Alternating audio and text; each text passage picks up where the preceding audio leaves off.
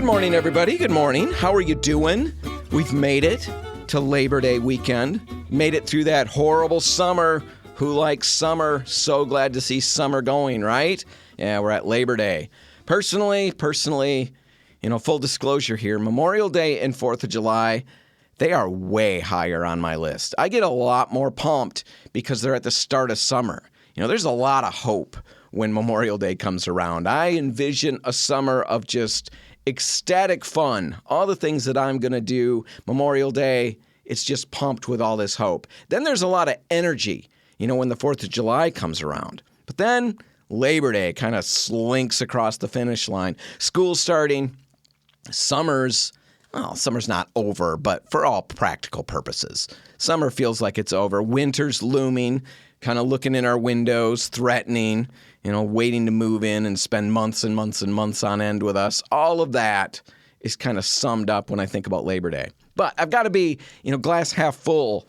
I've got to be that guy now. I've got to be optimistic, and I've got to remember it's a day off from work, right? And it's a Monday off on top of all of that, which is, really nice. We get a nice long weekend, and we've got no Monday to deal with this next week, so that's all good. So I'm going to take it, and I'm going to enjoy it. I hope you do too. You're listening to the Repcolite Home Improvement Show, sponsored by Benjamin Moore. And because it is a holiday weekend, the radio stations, every time a holiday weekend comes up, they always suggest that I run a best of episode. I think they'd hate for me to waste A-game material if I don't have the ear of all of Michigan hanging on every single word that I'm saying. So that's what they recommended, run a rerun. But I'm a maverick, and I'm going to do my own thing. And instead of reruns, I've got an all-new show planned for today. But it's definitely a little bit lighter than usual. You'll see what I mean in a minute. It's a holiday weekend, right? We're going to kick back a little. Anyway, at the end of the show, I've got a few must-have tools that you should budget for and add to your arsenal. They bailed me out of a situation recently, and they'll help you too when this time comes around for you. So we'll talk about those at the end. I'll also be dishing out the last George job for the summer, and it's the toughest one yet. But right now, let's get to the paint point. And for this one, it's less of a paint point and more of a real-life point. Get the box of Kleenex out. It's a tearjerker. All right, here's the scoop. I was looking through journals and notes and things that I'd written over the years, and I stumbled on something from 2010. Now, I've been doing radio stuff, I think, since, basically 15 or more years. And I started doing things on a little local station in Holland here, and they gave me 5 minutes every day that I could do something with that, and I called them Another Day at Repcolite. And this is something that I wrote for that. And I'm going to read it to you now. It's basically what my spring break 2010 looked like, what it looked like for me and what it looked like for the family. And I tried to figure out a way to deliver this that would make it make sense, because I'm going back in time to when the kids were littler. And there's really no way to tell it other than what I've come up with. So we're going to just imagine that we're going back in time to find 2010 Dan, sitting at his table, writing all these thoughts down. And to let you know, when we go back in time and when we come back to the present, I've got sound effects. Nothing but the best on the Repcolite Home Improvement Show. We are high tech, if nothing else. So we're going to get in our little time machine now and travel back to 2010. So imagine us swirling through the years, 2014, 2013, 2012, 2011. There we go. We see Dan's house, 2010. We pop in through the window. 2010 Dan sitting at the table writing things down. And here's what he's got going. This week was crazy. I'm writing it all down so I can look back on it later and laugh about it. Anyway, here's what it looked like. I'd wake up first around 7 o'clock or so, and I'd let the dog out. And then he'd go around when he came in the house, and he'd find everybody and then push his cold, wet nose and his cold, wet fur all over their faces, which, of course, that meant that every single one of the kids started off each day in a ridiculously great mood. Caleb would wake up saying cheery things like, I hate mornings, I hate waking up, I hate wet dog fur, I hate having to move when it's this early. Every day, all kinds of great, happy stuff like that. That's how we started. Well, from there, we moved smoothly into breakfast. And breakfast, just nuts with 5 kids. Each kid routinely asked for something different every single day. Every single day. Nobody, not one of them, would eat the same cold cereal as the previous child did, even if they wanted to. And I mean that. Even if they woke up craving Captain Crunch, that is all they want in this world right now, is a great big spoonful of Captain Crunch. If that's what's going through their head and the kid next to them asked for Captain Crunch, boom, they'd mentally assess what cereals had already been chosen and then ask for one that hadn't been. All because they wanted me, to have as much work as possible? I can't think of anything else. It's the only explanation I can come up with. Well, anyway, eventually, mercifully, breakfast would end. And then, joy of joys, the questions about video games would start. Now, Maddie, she was 10 at the time, my oldest daughter. She would ask me if she could play her video game. Well, before I could answer her, Tessa, several years younger, would ask if she could play her video game. Before I could answer either of them, Caleb, Maddie's twin brother, would say that I wasn't being fair. I hadn't answered anybody yet, and he's already telling me I wasn't being fair, that they played their video games the day before and that it should be his turn. And then he'd look at me and ask, can I play my video game? Well, when those words leave his lips, the girls start crying before I had answered anybody. And I'd finally be forced to say, darn it, guys, nobody's playing video games right now. Well, then, of course, more crying would happen. And then Andrew, who was 7 years old at the time, he would raise his hand. Every question he has is a hand raised in the air. He'd raise his hand and ask if darn it was a bad word. So I'd reassure him, it's not a bad word, and then I'd have to try to convince him that he probably shouldn't say it. But before I could make his little brain grasp the concept, Caleb would start up about the weather. This was the next series of questions. He'd peel his face off of the window, his little tear-stained face, and he'd say, is it going to rain all day, Dad?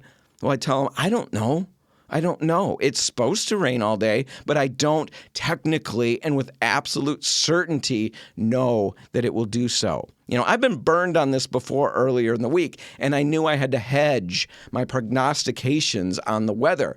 If I was even slightly off, they'd let me know. So I played it safe. I don't know. Well, he'd look at me for a minute, and then he'd ask if it was cold out. I'd tell him, go outside. Just go outside and check, and then you'll know. Well, he'd simply go down and find Mom wherever she was and ask her, is it cold out? And then Mom would tell him, I don't know. And then she'd shout at me, is it cold out? Well, of course, after all of that, I'd just go outside again and feel the air. And then I'd come back and say to everybody who cared, yes, it's cold out.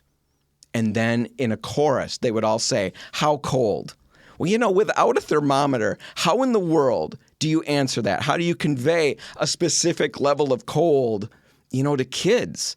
Over the course of the week, I figured out the answer. I learned that you need to say that it's see your breath cold, or snow on the ground cold, or goosebumps on your arm cold, or wear a sweatshirt cold. All of those things mean something to kids. So I tell them it was one of those kinds of cold out there. But before I could get all of the words out of my mouth, Tessa would ask if she could have a snack. Well, I tell her, no, we just had breakfast. Literally, we just had breakfast 20 minutes ago. We just ate. And then she'd start weeping, weeping uncontrollably, which gets old instantly. So I'd cave every single day. And then every single day I'd tell her, you may have a snack as long as it's, and I quote, something easy. Well, she was happy. She'd march off, and then I'd find her 10 minutes later, sitting on the kitchen counter, surrounded by peanut butter, honey, a bag of bread, apples, our apple peeler, a big butter knife, a 2-liter of Diet Coke with floaties in it because she's been drinking from the bottle, and a carton of strawberries. See, this is because Tessa's idea of something easy and my idea of something easy, they are completely different. They live on entirely different planes of existence. And every single day, I fell for this. Well, when I'd see that, I'd just see this chaotic mess. I'd say, darn it, Tessa, I said something easy, right? We talked about this yesterday and the day before. I never meant that you could go and eat everything we have in the house every single day. And then, of course, when you do that, she'd start crying. And then out of the corner of my eye, I'd see Andrew's hand shoot up in the air. And before I could call on him, he'd just blurt out, I'm confused. Is darn it a bad word? And as I'd stare at him, wondering why, we've got to have this conversation yet again, Caleb would ask for a snack. You know how this goes. I'd say no. No, I just cleaned up multiple breakfasts, multiple snacks. We can wait till lunch. I'd explained that all of that, we just need to settle. Let's just enjoy our day. Lunch is only an hour away. And he took that like a grown-up, right? Not a chance. Broke down crying. How come Tessa gets one, but I can never have a snack? Well, as I'm staring him down, Mom hollers up from the basement, "So, what is the weather like? How cold is it?" Anyway, that was spring break 2010. And we're traveling back. So that was the past. Close it in on the present, and here we are, bloop, bloop, bloop, back in good old 2024. And now it's time for the paint point, or basically, as I said, the real life point. And I think what I'm going to do is I'm going to get the real life point on the other side of the break. So you got the big fun story. It's Labor Day. We're just kicking back here on the show. You got the fun story. We're going to take a break. When we come back, I'll get to the paint point, the real life point. That's all just ahead. Stick around.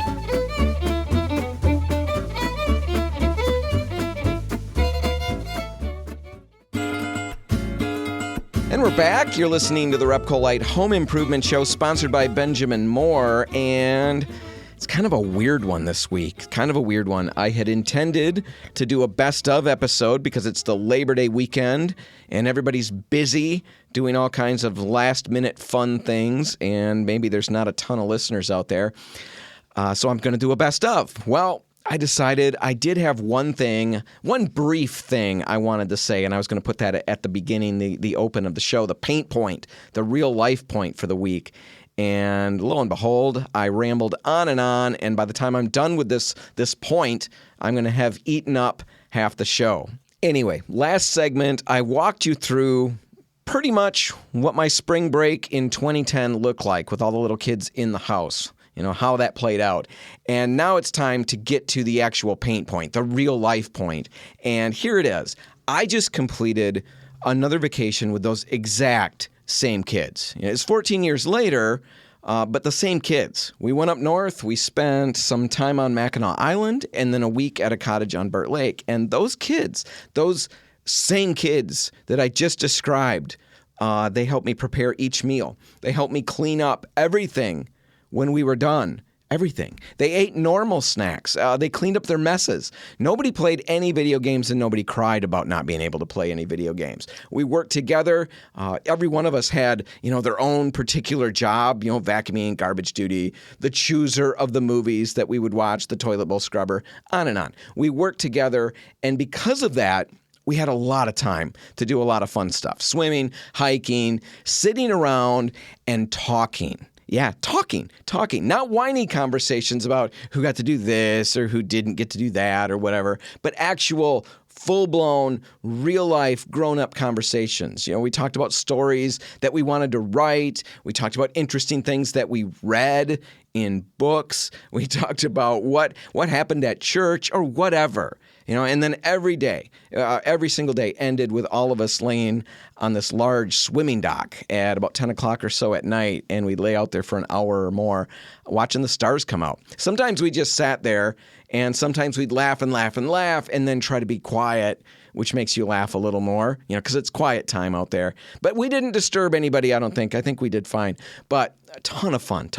Those little people that drove me nuts way back in 2010, they're now some of my favorite people in the whole wide world. And I guess, to be fair, of course, they always were my favorite people. I always loved them. They were always great. But now they're actually earning that title of favorite people. So, okay, in all of that, blah, blah, blah, what's the real life point? What am I getting at?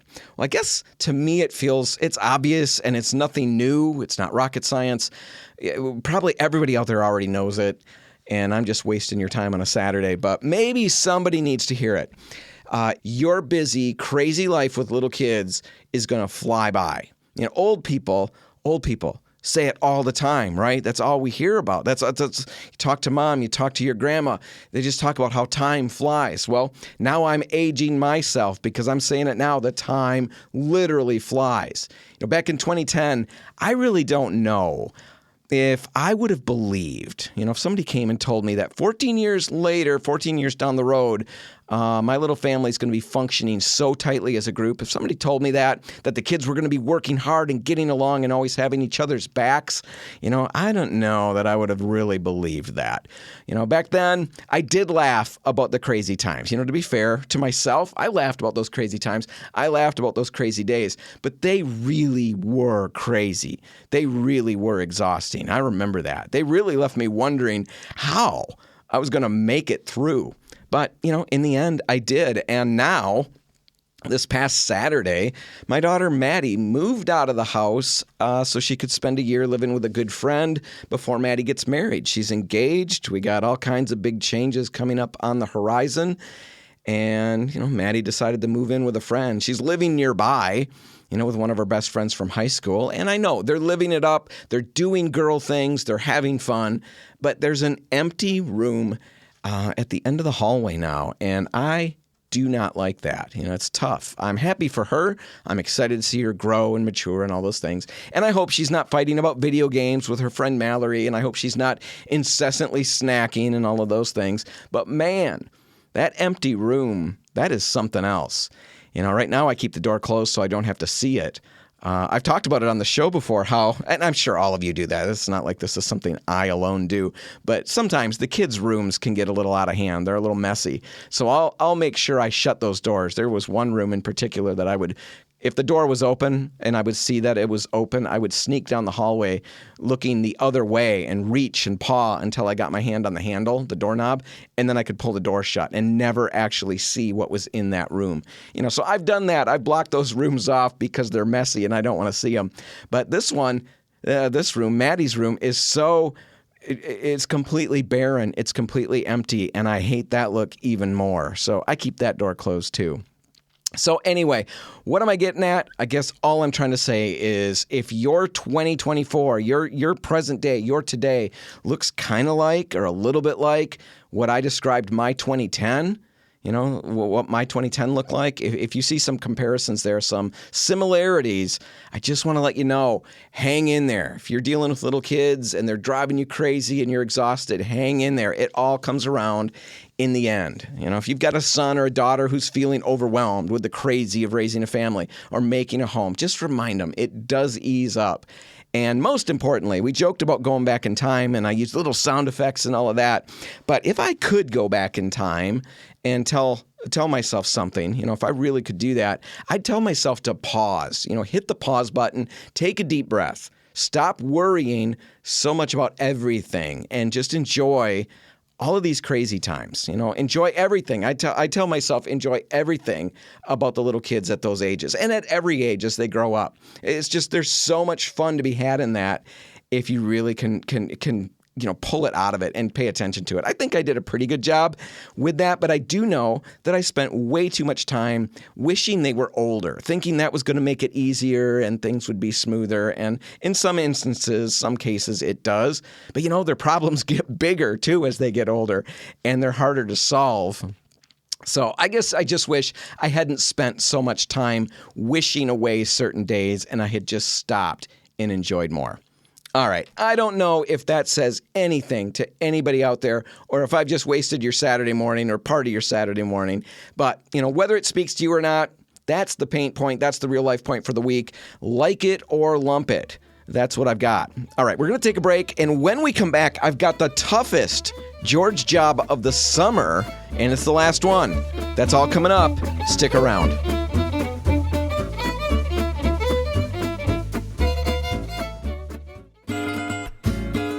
Hello, hey, howdy, we're back. Everybody can breathe a sigh of relief.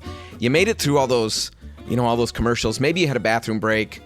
Who knows what. You probably reheated your coffee, whatever. You did all of that, and now you can settle back down and just soak in the radio goodness. You're listening to the Repcolite Home Improvement Show, and yeah, I am overhyping things quite a bit. I kind of feel badly about this week. I don't have as many projects or home improvement topics as I normally try to have. I don't think I've done any. No, I haven't done any paint stuff yet. I've said the word paint several times, but I really don't think that counts. And normally, even when the entertainment industry produces something that is verifiable garbage, even when they do that, and even when they know that it's verifiably garbage, they still make nice, shiny commercials about it and sell it as gold. And for the sake of transparency, I refuse to do that. I think this particular episode has potential, but I understand this one might not be for you. All right, enough of that. It's time for the George job for the week. In fact, this is the last George job of the summer. And very, very quickly, a George job, it's just a small job that you can tackle around the house that will help you, start to feel in control of things. If you feel out of control, George jobs are geared to help you feel like, okay, you're gaining some control. It'll help you gain some momentum. And maybe it will hopefully, propel you forward and help you accomplish, more and more projects down the road. That was the idea. Well, this particular George job that I've saved for the last turns out to be the most difficult one of them all. I think so anyway. I do. And I'm giving it to you on Labor Day weekend. And that's kind of like, I understand this, it's kind of like getting underwear for Christmas, when you're a kid. When you're a grown up, you thank God that you got underwear for Christmas. Thank goodness I don't have to wear what I was wearing. But when you're a kid, it kind of feels like getting, a big complicated George job on Labor Day weekend. That's what it feels like. But with all that said, I'm still going to require, as much as I have the power to require anyone, I'm going to require that you all do this job. Every single one of you. And yes, this is a project every one of us needs to do around our homes. And originally, I thought it was going to be a super easy one. I really thought I was giving everybody a break. But it turns out it was really tough for me. Here's the deal. I was on vacation this week, this past week or so. I talked about that ad nauseum. You've heard about it. You're sick of it. But when I came home, I can't tell you how bummed I was. Not just about coming home and having vacation be over, but I got home and I was completely overwhelmed. I got out of the truck and the very first thing I see is that the yard, of course, hasn't been mowed in 10 days. And it looks knee deep. That's going to be a huge project.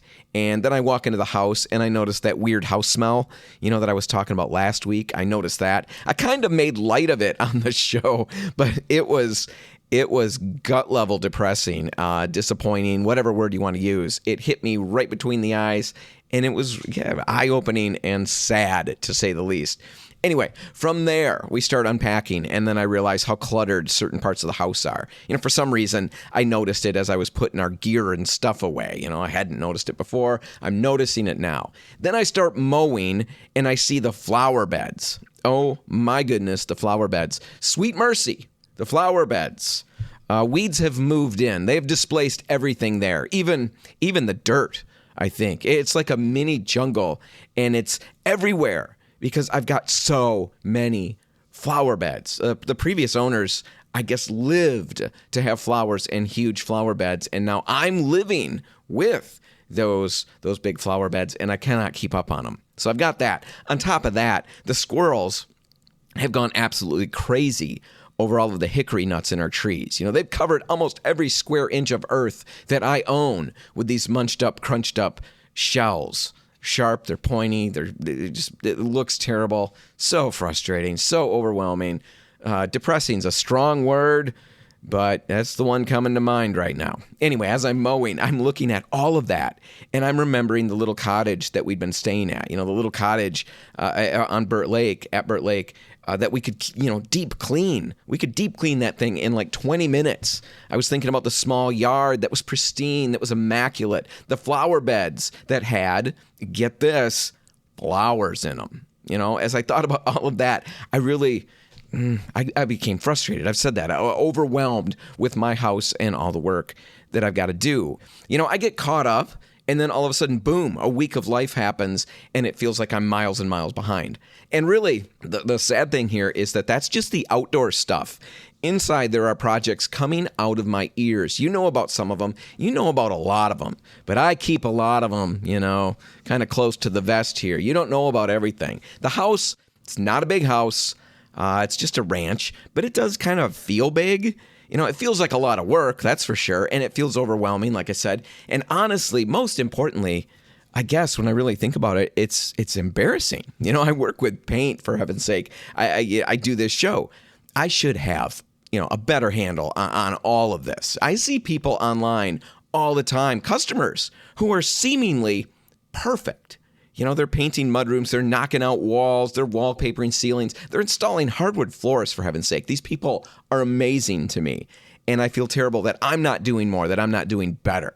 So I'm mowing the yard. I've got a point, trust me. Just ride with me. It's Labor Day weekend. We're just kind of strolling through the show this week. I'm mowing the yard and after coming home from vacation. All of this is going through my mind, and I decided at that point as I'm mowing that I've got 40 more George jobs to tackle and talk about on the radio.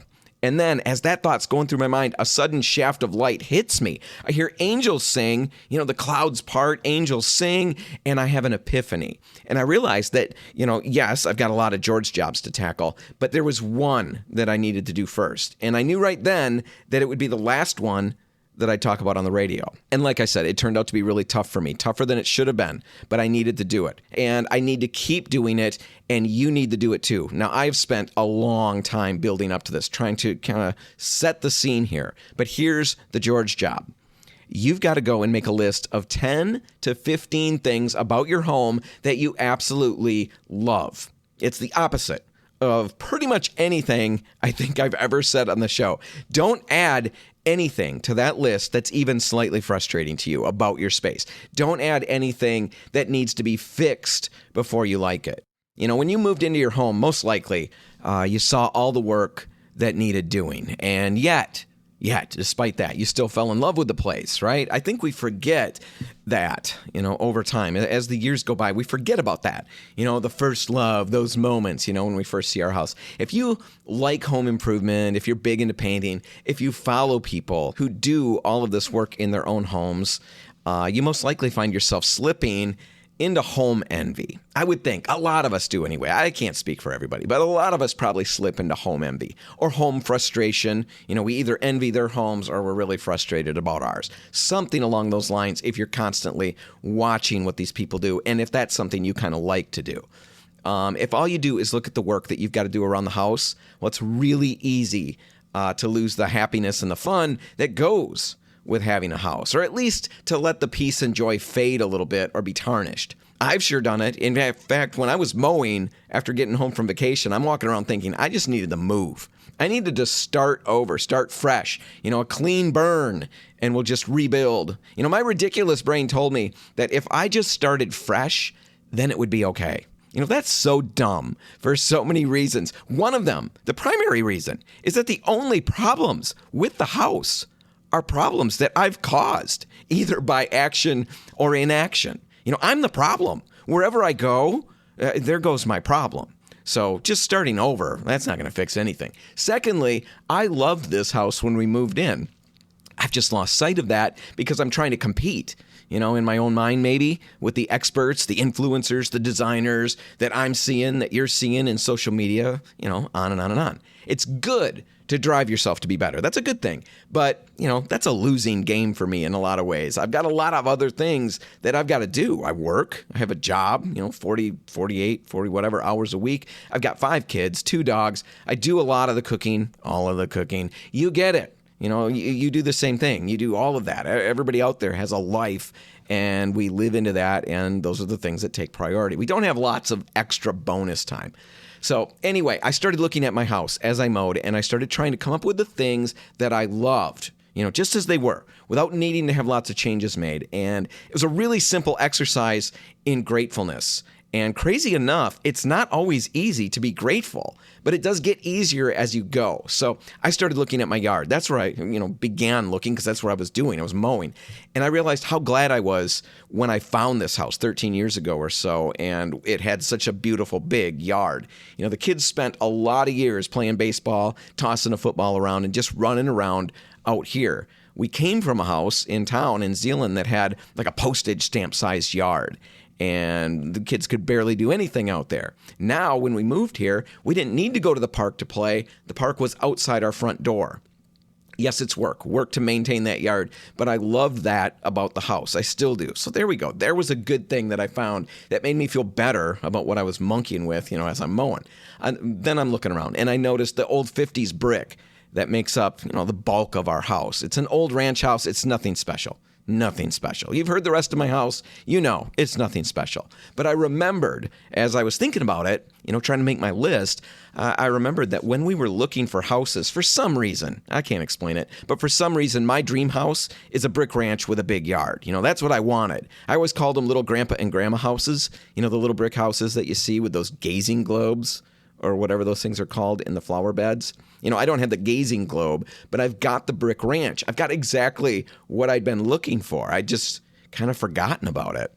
Then I thought about, all the space that we've got inside. Yes, it's a lot of area to clean, but I've got 5 kids, and there are times, even though we get along, there are times where it's really nice that everybody can wander off to a different part of the house and just crash there without being stacked on top of anybody else. Again, at our old house, we were all stacked in like we were trying to make space saving an Olympic sport. Now we can expand, we can breathe a little without, having to smell everybody around us. Now, I could go on and on. I sat down and I made a long list of the things that I love about my place, and it was really, really helpful. It walked me kind of off the crazy ledge, and I realized I had a pretty good thing going here. I realized that even if I'm not cranking out project after project, I still have a good place to live and raise a family. And for me, when I did that, some of the stress and anxiety faded just a bit. Now, I know it's sappy, I know it's touchy-feely, blah, blah, blah, all of that stuff to make up lists about what you like about your home or your kitchen or your bathroom or whatever's really weighing you down. I know that's a little sappy, and I know people out there, because I get people, there's a group of you thinking that this is ridiculous. What good does that do? It's just feel-goodism. How does that help you get anything done? Well, to those people, and that's usually how my brain would work as well. So to those people, to me, I'd say, look, am I really lacking in lists of things that I hate or want to change about my house? Is that something I'm lacking?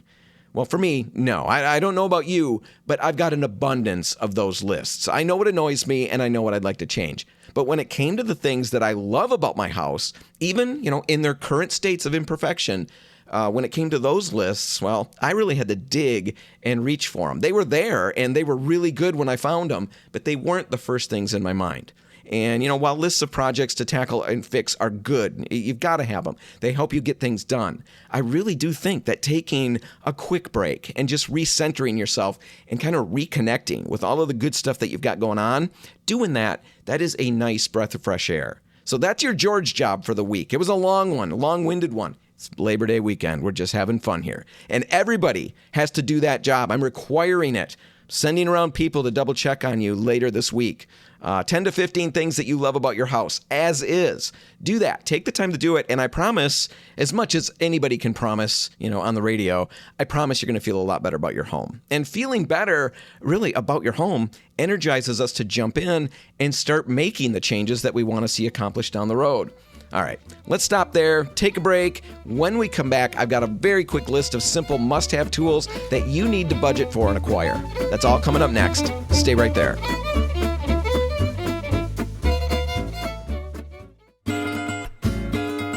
And we're back, and yeah, I admit it. It's been a bit of a lightweight episode. A lot of touchy-feely stuff, a lot of stuff I don't really know how to categorize.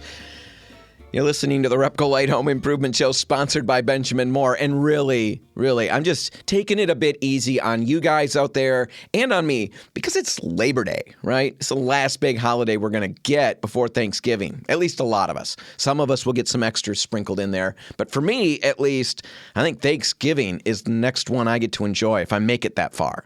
But even though we've been having fun, we can't phone it in for the whole episode. So let's get serious. Let's get our serious faces on for this last segment. And let's talk about a few tools that you absolutely should budget for and then add to your arsenal at home if you don't already have them. They're not stunners. They're not new things that you've never heard of. You're not going to gasp and just be stunned by the brilliance, flowing over the airwaves. But if you don't have these things, I really think you can't go wrong. So here they are. Utterly simple and straightforward. You need to pick up an air compressor. You need to get a trim nailer, and you need to acquire a tire inflator with a gauge. All these things that will work with that air compressor. All right, let's break it down. When it comes to air compressors, there are tons of options out there. And really what you should get is going to depend on what you want to do with it. I'm not going to go into all of that here. I'm going to devote a segment in the next few weeks to talking about air compressors and all the different options, and we'll go really in depth on it and help you figure out which one's best for you, depending on what you want to do with it. In this segment, I'm really just talking about typical home use, inflating some tires, nailing up trim, things like that. If you're just going to be doing the basics, you can find small pancake air compressors for under $100. Now, these don't have huge tank capacity, so they're going to run more often. They won't run as many tools at the same time, things like that. But, they're small and light, they're easy to transport, and they will do the basics that most people need from time to time. So snag one of those, a pancake air compressor or an air compressor of any kind. Snag it through the legal exchange of currency. Want to be clear? And then when you do that, if you do any amount of projects around your home, make sure that you grab a nail gun to go with it. Just like compressors, there are a lot of different options out there: pin nailers, brad nailers, trim, finish nailers. All will fire different gauge nails, and you really do need to do a little research on that to make sure you pick up the one that's most suited to the projects you tackle. And again, just like the compressors, we'll devote a segment to that in the future and kind of dig through it. But with that said, these nail guns, they generally can be picked up for anywhere from $30 on up. Going out cheapo isn't always the wisest way to go, but if you're only going to use it once in a while, that might help you be able to acquire a couple different ones so you can cover more projects. Either way, look into that. Look into getting a nail gun for your air compressor. You got to get that air compressor first. Nail gun's not going to work. You can't put the hose on and just blow through it and hope for the best. You need the air compressor. All right, that's first, then the nail gun. On top of that, the next thing you should acquire, the next must-have tool, is a tire inflator with a gauge, with a tire gauge. That's important. And really, when I think about it, I probably should have put this in before the nail gun. I think it's more important than the nail gun. When I got my compressor, I used that nail gun that I bought on a number of different projects, a lot of projects, and it really simplified the work. It sped things along. I was able to work faster, more professionally, and all of that with a nailer. So if you do that kind of work, like I said, it's great, it's important, you'll love it. But we all have tires. We've all got car tires, spare tires, bike tires, lawnmower tires, wheelbarrow tires. We've got all these tires, and if they're anything like mine, most of them are constantly in need of tweaking. The other day, for example, just the other day, my daughter called me that she had a flat tire. So I get that call and I drive home intending to fill it up. I knew I had that compressor, but all the way home, I'm trying to remember where my tire gauge was. I have like 4 of them, 5 of them. I don't even know how many, but nobody knows where they are, me included. It's like the Bermuda Triangle. When things come to my house, who knows where they go? We use them once and that's it. So I'm driving home thinking up a plan, where to start looking. But turns out I was even smarter than I give myself credit for, because almost a year ago, based on a recommendation that we literally gave out on this very show, I bought a tire inflator for the compressor with a tire gauge built into it. So I got that phone call from Maddie, and in 10 minutes, the tire was inflated to the right pressure, and she was able to drive it to the shop to get it fixed. Buying an air compressor and a nailer and a tire gauge, I know, that's not really the pinnacle of excitement. Very few of us rush home to unbox those items, just so we can stare at them and marvel at them. But I speak from experience here. When you get that flat tire call and you can go home and solve that in minutes, it's pretty great. When you decide to finish installing the trim in your bathroom or wherever, and you've got the nailer and the compressor, you're going to find it's a lot more fun than you may think. Now, these are tools you're not going to use every single day, but when you need them, you're going to be thrilled that you've got them. All right, that's it. That's all the time we've got. We're going to have to wrap this one up. Before I completely send you all off to have a great Labor Day weekend, I want to let you know that we're running a sale on Benjamin Moore Ben, Regal Interior, and Aura Interior until September 9 at all Repcolite stores. It's 20% off at all Repcolite, so check that out. And also, all of our locations are going to be closed on Monday, September 2. So enjoy your long weekend, and we'll be back at it on Tuesday. All right, whatever you do today, make sure paint's a part of it. Have a great Labor Day weekend, and I'll see you next week. I'm Dan Hansen. Thanks for listening.